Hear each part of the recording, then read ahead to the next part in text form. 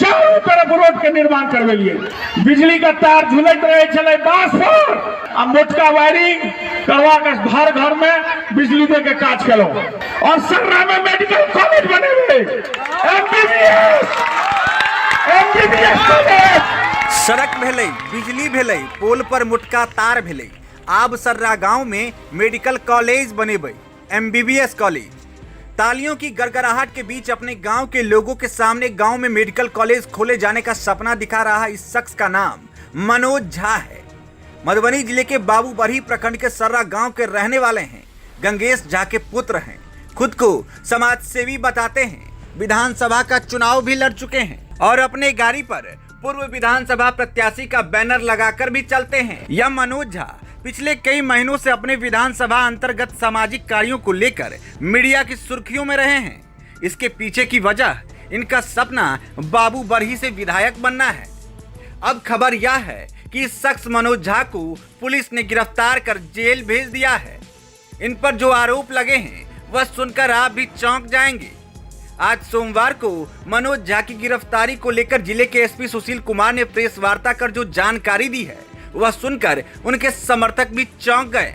SP ने बताया कि फॉर्च्यूनर गाड़ी से चलने वाले, अपने नाम के आगे समाज सेवी जोड़ने वाले मनोज झा बहुत बड़े फ्रॉड हैं। इनके कारनामों की फहरिस्त काफी लंबी है। यह कभी खुद को सुप्रीम कोर्ट का जज बताकर ठगी करते हैं तो कभी एनएचआई के चेयरमैन बनकर ठगी करते हैं।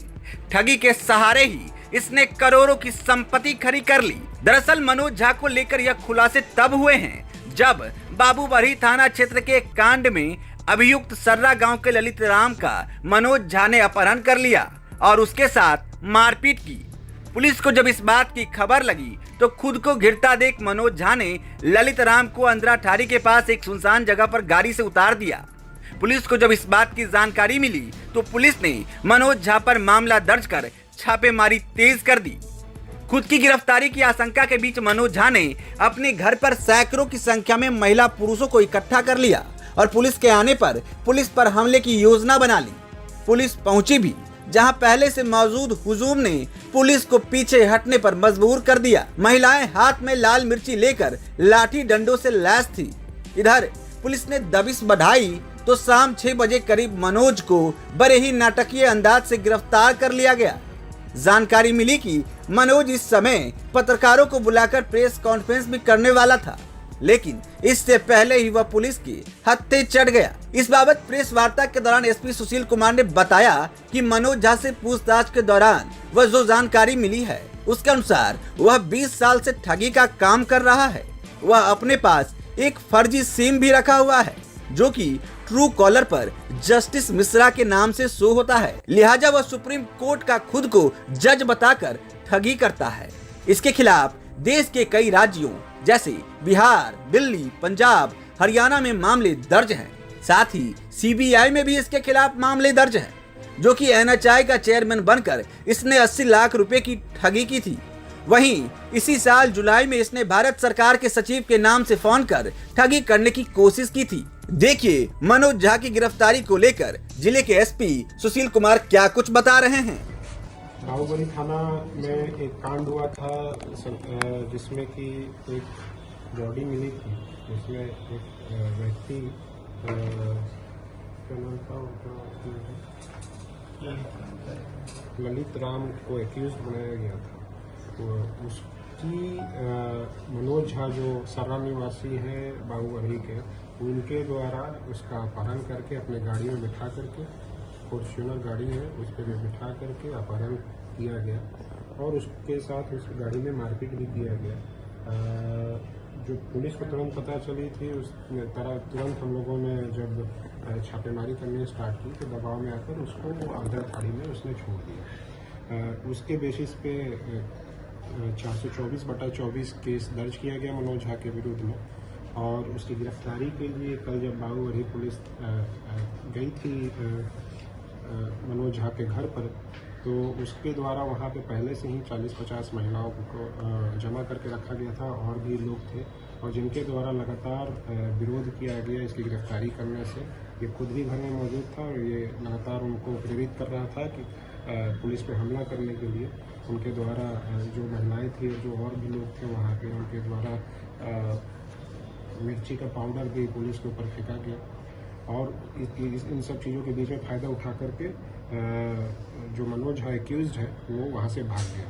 फिर भी लगातार हम लोगों की टीम गिरफ्तारी के लिए प्रयासरत रही और एक और केस, क्योंकि उसने पुलिस के कार्य में बाधा डालने की कोशिश की थी, एक 428-24 भी केस दर्ज किया गया उसके नाम से और उसके बाद लगातार छापेमारी के कारण उसकी गिरफ्तारी कल शाम को 6 बजे हुई। शाम को 6 बजे गिरफ्तारी होने के बाद उसके घर पे भी सारा सर्च किया गया। सर्च में हम लोगों को कई सारे जो ATM कार्ड हैं, कई सारे बैंक के डिटेल्स मिले हैं, बहुत सारे लैंड के डिटेल्स मिले हैं, फ्लैट्स के डिटेल्स मिले हैं जो कि बोकारो में है, करोड़ों में है। लैंड्स यहाँ पे 9 ज़मीन का दस्तावेज मिला है बाबूभरी में, केवल 3 फ्लैट जो है बोकारो में उसका डिटेल मिला है। उसके अलावा 2 फॉर्च्यूनर भी है इसके पास, स्कॉर्पियो गाड़ी भी है, अन्य गाड़ियाँ भी हैं। तो जब इसके मोबाइल को हम लोगों ने देखा तो एक मोबाइल में इसने फर्जी सिम लगा रखा था किसी कोलकाता के व्यक्ति के नाम पे और उसको उसने ट्रू कॉलर में जस्टिस मिश्रा करके नाम से सेव कर रखा था। वो इससे छदम नाम से फ्रॉड करता था, लोगों को कॉल करता था एज ए जस्टिस मिश्रा बन करके, जो कि बताता था कि सुप्रीम कोर्ट के जज है।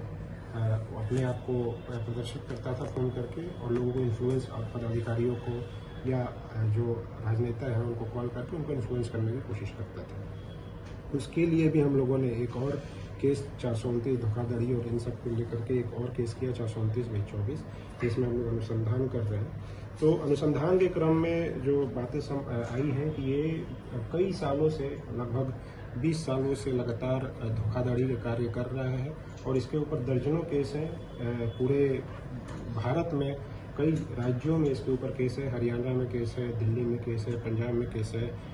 उसके अलावा CBI ने भी इसके ऊपर केस किया हुआ है। ये जो है NHAI के चेयरमैन बन करके और इसने एक ठेकेदार से 80 लाख रुपए जो है धोखाधड़ी करके वसूल दिए थे। उसी तरीके से अभी जस्ट लास्ट इसी जुलाई में दिल्ली में जो एनर्जी सेक्रेटरी होते हैं, भारत सरकार के सेक्रेटरी होते हैं, उनके नाम से फ़ोन करके और यूपी के जो एनर्जी बोर्ड होता है उसके चेयरमैन को कॉल करके और उनको काम करने के लिए निर्देशित करने की कोशिश की थी, जिसके आधार पे एक वहाँ भी दिल्ली में भी पार्लियामेंट स्टेट में भी एक केस किया गया है जिसमें ये वांटेड है। इसके अलावा अन्य जगहों पे भी हम लोग डिटेल निकाला है। लगभग अभी हमारे पास 12-13 केसेस का डिटेल है कि जिसमें ये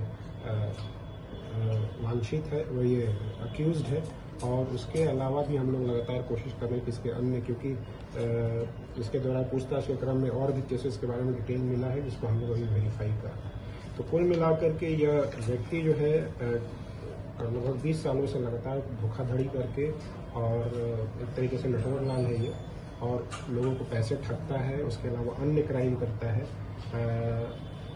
ये। और इस जो अनुसंधान के क्रम में हम लोग को समझ में आया है कि इसने इस धोखाधड़ी से बहुत ज़्यादा बड़े पैमाने पे इसने पैसा बनाया है, संपत्ति अर्जित की है। इसके परिवार में और भी अन्य कोई स्रोत, जो अभी प्रिलिमिनरी हम लोग की इंक्वायरी है उसमें अन्य स्रोत नहीं दिख रहा है और कोई कमाई का, केवल धोखाधड़ी से पैसा कमाने का ही। जितने अभी तक हम लोग को डिटेल में उससे करोड़ों की संपत्ति अभी पता चली है। इस बारे में भी हम लोग लगातार इन्वेस्टिगेट कर रहे हैं और इसको हम लोग जल्दी ही MLA का प्रस्ताव भेज के ED को भी भेजेंगे। उसके अलावा EOU से भी अनुरोध करेंगे कि इसको फर्दर इंक्वायरी की जाए ताकि इसके सारे जो भी प्रॉपर्टी है उसका डिटेल निकल के और उस पर कार्रवाई की जा सके। तो ये सारी कार्रवाई की जा रही है। इसको हम लोग अभी जेल भेज रहे हैं और उसके अलावा अन्य राज्यों के जो पुलिस है उनको भी हम लोगों ने सूचित किया है कि यहाँ पे है, उसको अपने अपने कांड में इनको रिमांड करने के लिए। तो यही सारी चीज़ें। अब बेनीपट्टी में झोला प्रिंटिंग की फैक्ट्री, जहां कम खर्च में क्वालिटी वाले झोले बनाए जाते हैं। EMI पर भी यहां से माल ऑन टाइम डिलीवरी ले जा सकते हैं। साथ ही लड़की की शादी में यहां मिलता है मुफ्त में झोला। तो आज ही संपर्क करें श्याम एंटरप्राइजेज, बेनीपट्टी, बेटा बाजार, नियर ग्रामीण बैंक।